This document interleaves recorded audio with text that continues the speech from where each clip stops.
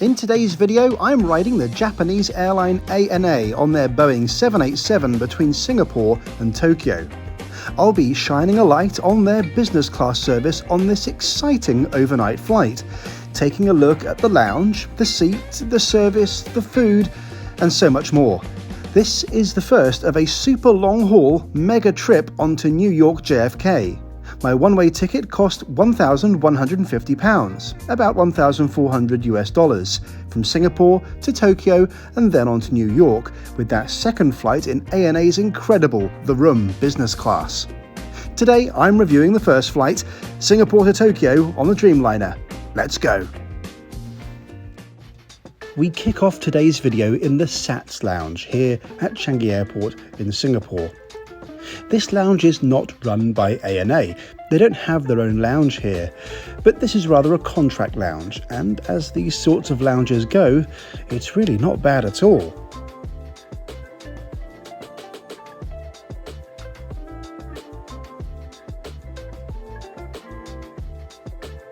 As you'd expect, there are places to chill out and relax, somewhere for you to make a phone call or get on with work, but really the main thing that makes this lounge one of the better contract lounges is the good selection of hot food. Perfect if you're heading off on a late flight and need a proper meal before takeoff.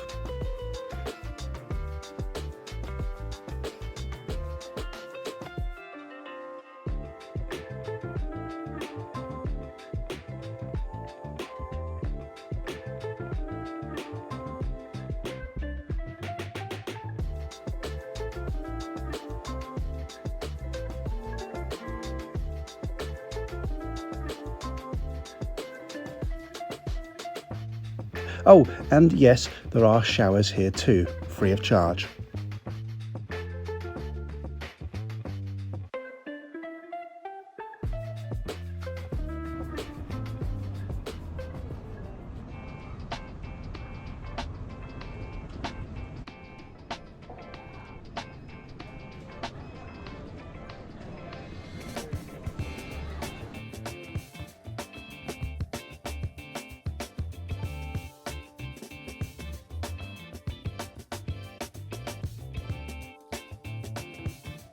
One of the more unusual things about Changi Airport is the fact that the security is actually done at the gate. Each individual gate has its own security scanner and security checkpoint, so there's no single line once you pass immigration to go through security. Everything's kind of open once you get past passport control, and I can never really tell if I like that or not. Yeah, so you'll need to factor in some extra time at the gate in Singapore. Don't arrive too late, as you'll still need to be security screened. Our aircraft today is this Boeing 787-8 Dreamliner, the smallest of ANA's long-haul fleet. This example, one of 36 in their fleet, first flew in 2013.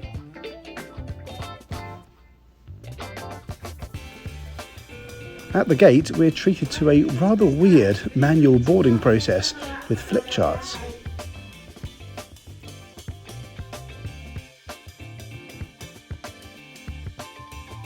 Today's video sponsor is Surfshark, an award-winning VPN. Surfshark is part of my travel arsenal for a whole list of reasons. If you're not attracted to the idea of leveraging lower ticket prices or staying safe on public Wi-Fi, maybe the whitelisting facility, industry-leading encryption, or the quick kill switch in case you lose your internet might convince you to give it a go. It's so annoying when you can't access some of your favourite shows overseas. Surfshark can help. Activate the VPN, select an appropriate spoof location, and hey presto, access to your favourite content is restored. It's dead easy and costs absolute peanuts too. You'd be mad not to consider it. Go to surfshark.deals/wingingit for 83% off and 3 months extra for free of Surfshark VPN.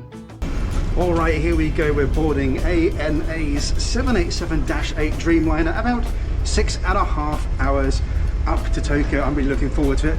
Can't wait to get on board.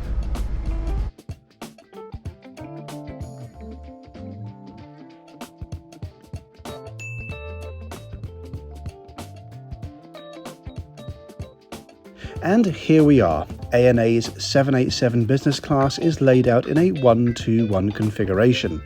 There are 46 seats here in business class, spread over this cabin and one single row cabin behind the second door. The first impressions are, it's nice, a bit bland and conservative, but you do sort of expect that from the Japanese airlines. I'm in 1K today, which is right by the window. We'll check out these amenities and the bedding a little bit later. One thing that I wasn't really expecting was that there would be no beverage service before we left. Normally, if you're flying long-haul business class, they'll come down with some drinks like champagne and orange juice and hand them out. But at the moment, we've just got this water, which is, it's not what I expected, but it's probably what I need. It has been 35 degrees here in Singapore today, and the humidity's been about 80%. It's been pretty insane. This is a short overnight flight. Time is of the essence, and menus are handed out and orders taken before takeoff. There is only a light dinner served. This flight leaves just after 10 PM, so that's to be expected. And I ate in the lounge already, so I'll just test drive the noodles tonight, I think. I'm on a fairly tight schedule with a connection in Tokyo Haneda, so our prompt pushback is welcome, and it's time to head to Japan.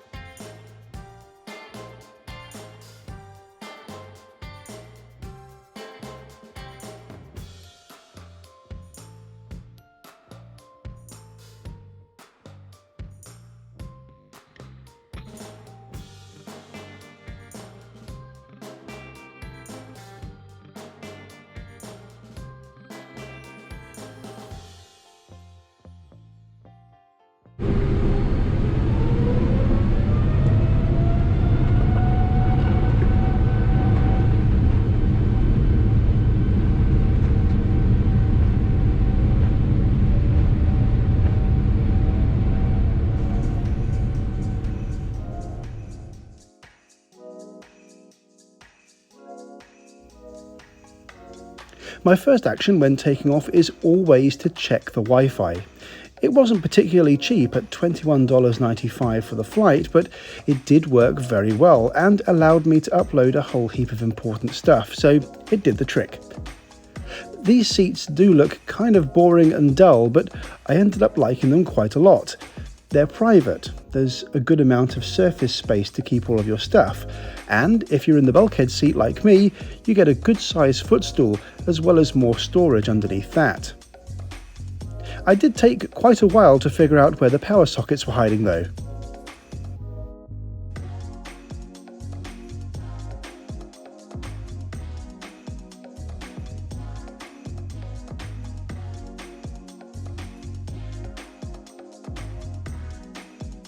Also, a big thumbs up for the massive table, and for the discreet do not disturb light you can activate to let the crew know you don't want to be woken for service.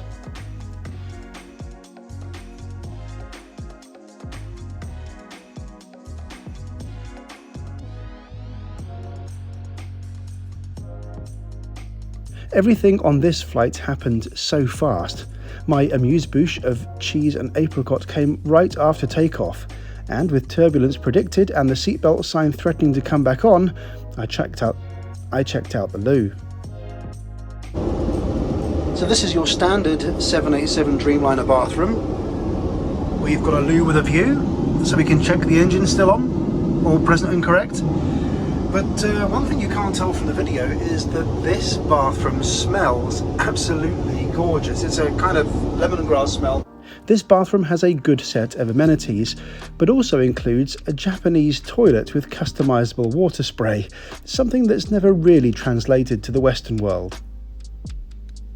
When I get back, my noodles have arrived, accompanied with the embarrassment that I don't want to admit to the crew that I struggle a bit with chopsticks.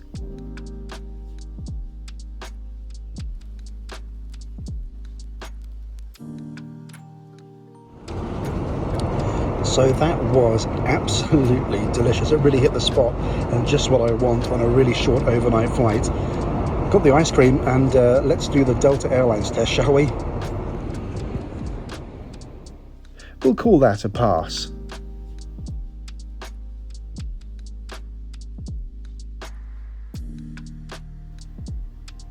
The entertainment is okay.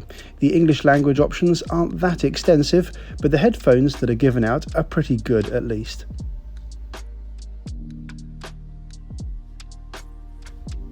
These amenities are pretty good. Slippers on a short red-eye? Great stuff. A shoehorn? Why not indeed.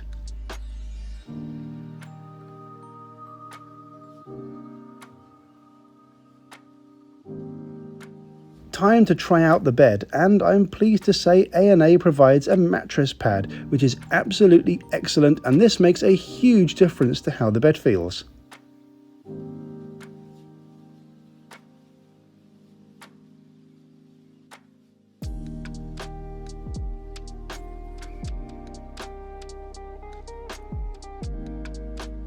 I've got only one small gripe. This big handle for the table does get in the way of your legs if you're a side sleeper like me. You can't have everything, I suppose.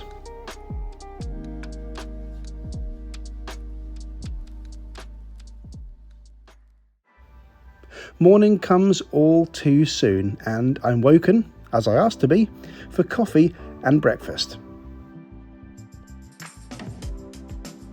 This was nice. This Western-style breakfast was better than most Western airlines would serve, but I do regret not getting the Japanese option, something I rectified on my next flight.